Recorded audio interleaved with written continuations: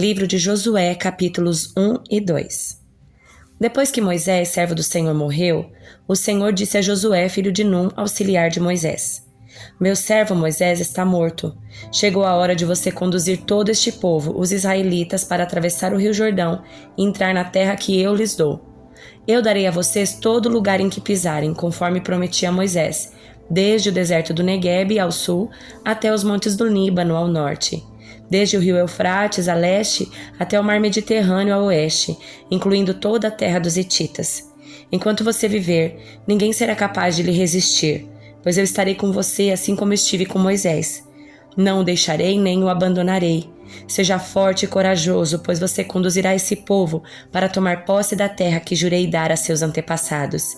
Seja somente forte e muito corajoso. Tenha o cuidado de cumprir toda a lei que o meu servo Moisés lhe ordenou. Não se desvie dela nem para um lado, nem para o outro. Assim você será bem-sucedido em tudo o que fizer. Relembre continuamente os termos desse livro da lei. Medite nele dia e noite para ter certeza de cumprir tudo o que nele está escrito. Então você prosperará e terá sucesso em tudo o que fizer.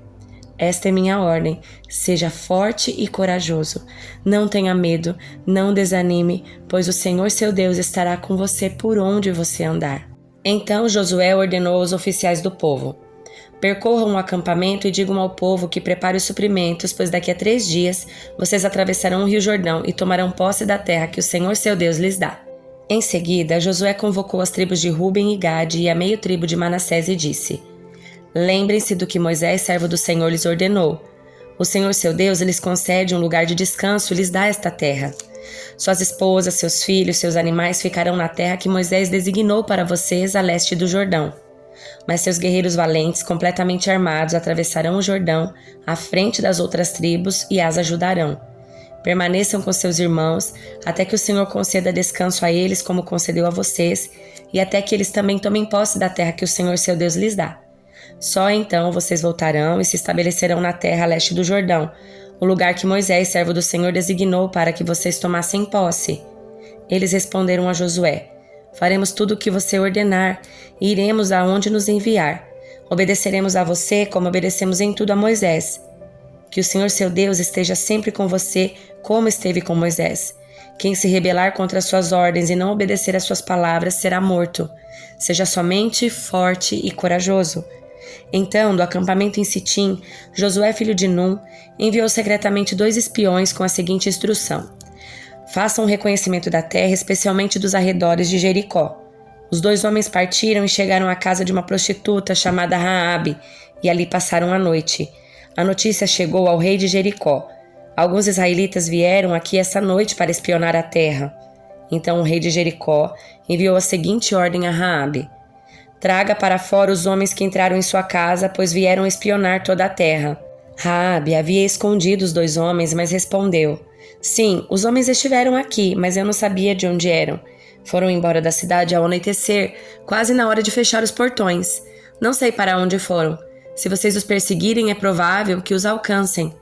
Na verdade, ela havia levado os homens para o terraço e os escondido debaixo dos feixes de linho que tinha posto ali. Os homens do rei procuraram os espiões pelo caminho que ia até a parte rasa do Jordão, onde se podia atravessar. Assim que eles saíram, os portões de Jericó foram fechados.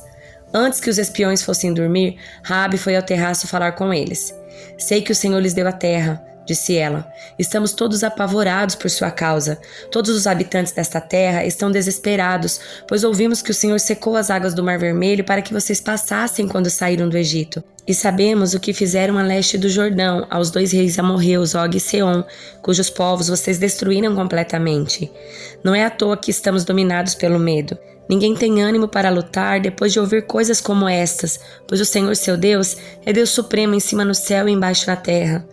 Agora, portanto, jurem-me pelo Senhor, que assim como os tratei com bondade, vocês serão bondosos comigo e com a minha família. Deem-me alguma garantia de que quando Jericó for conquistada, vocês pouparão a minha vida e a vida do meu pai e minha mãe, e também a dos meus irmãos e irmãs e de suas famílias. Os homens responderam: Ofereceremos a própria vida como garantia da sua segurança. Se você não nos entregar, cumpriremos nossa promessa e trataremos você com bondade quando o Senhor nos der a terra.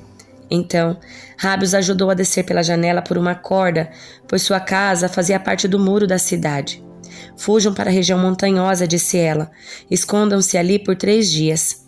Quando os homens que estão à sua procura tiverem voltado, vocês poderão seguir seu caminho. Antes de partir, os homens disseram a Raabe: só estaremos obrigados pelo juramento que fizemos se você seguir nossas instruções. Quando entrarmos na terra, deixe este cordão vermelho pendurado na janela por onde você nos ajudou a descer. Todos os membros da sua família, pai, mãe, irmãos e todos os seus parentes devem estar dentro desta casa. Se saírem na rua e forem mortos, não teremos culpa, mas se alguém fizer mal aos que estiverem dentro da casa, assumiremos a responsabilidade por sua morte. E se você falar a outros sobre nossa missão, estaremos livres do juramento que fizemos.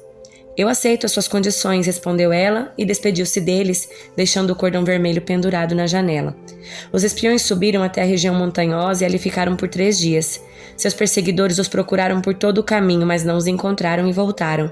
Então, os 2 espiões desceram da região montanhosa, atravessaram o Jordão e relataram a Josué, filho de Num, tudo o que lhes havia acontecido. Certamente o Senhor nos deu a terra, disseram eles. Todos os seus habitantes estão desesperados por nossa causa. Salmo de número 48. Grande é o Senhor e muito digno de louvor. Na cidade de nosso Deus, em seu santo monte, o Monte Sião, o santo monte, é alto e magnífico. Toda a terra se alegra em vê-lo, é a cidade do grande rei. O próprio Deus está em suas torres e se revela como seu protetor. Os reis da terra uniram forças e avançaram contra a cidade. Mas quando a viram, ficaram espantados e fugiram aterrorizados. Foram tomados de medo e se contorceram de dores como a mulher no parto. Tu os destruíste como os navios de Tarsis, despedaçados por um forte vento do leste. Tínhamos ouvido falar da glória da cidade, mas agora a vimos com os próprios olhos. A cidade do Senhor dos Exércitos. É a cidade do nosso Deus que a manterá segura para sempre. Ó Deus, em teu amor meditamos enquanto adoramos em teu templo. Como teu nome merece, ó Deus, serás louvado até os confins da terra. Tua forte mão direita está cheia de vitória. Alegre-se o povo no Monte Sião. Todas as cidades de Judá exultem por causa dos teus decretos. Percorram a cidade de Sião, vão e contem suas muitas torres. Observem os muros fortificados e caminhem por todas as cidadelas, para que possam descrevê-las às gerações futuras. Pois assim é nosso Deus.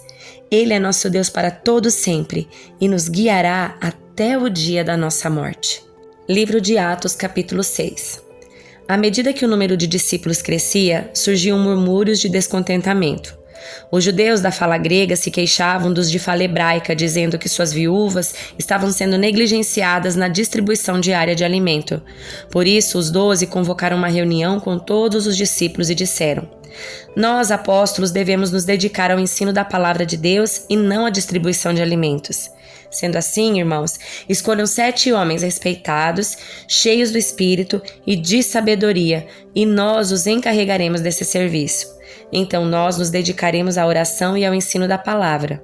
A ideia agradou a todos e escolheram Estevão, homem cheio de fé e do Espírito Santo, e também Filipe, Prócoro, Nicanor, Timon, Parmenas e Nicolau de Antioquia, que antes havia se convertido ao judaísmo. Esses 7 foram apresentados aos apóstolos, que oraram por eles e lhes impuseram as mãos. Assim, a mensagem de Deus continuou a se espalhar. O número de discípulos se multiplicava em Jerusalém e muitos sacerdotes também se converteram.